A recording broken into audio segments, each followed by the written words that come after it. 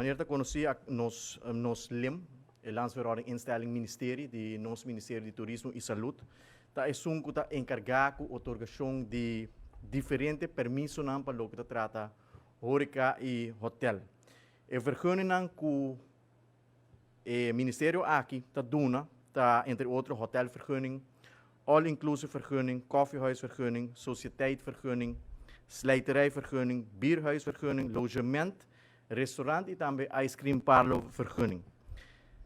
De algum tempo acaba do meu gabinete, nós fazemos diferentes exercícios para Kiko nós podemos para melhorar o serviço que está dando na cliente do governo, na comerciante, ora não está fazendo petição para diferentes permissos,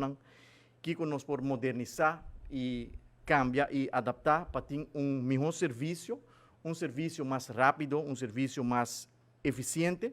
e depois de diferentes exercícios nós a concluir com seguro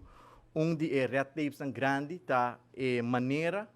com o processo tá hincado outro no momento aqui atualmente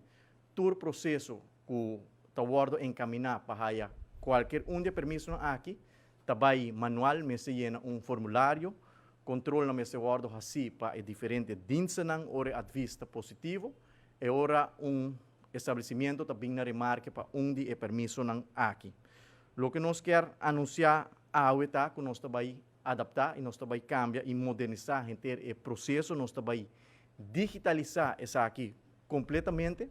para assim trabalhar mais eficiente, facilitar comerciante, como não tem diferentes departamentos para status update,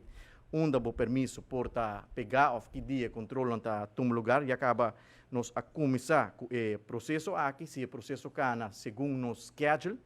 para de 3 ou de 4 quartal e ano aqui,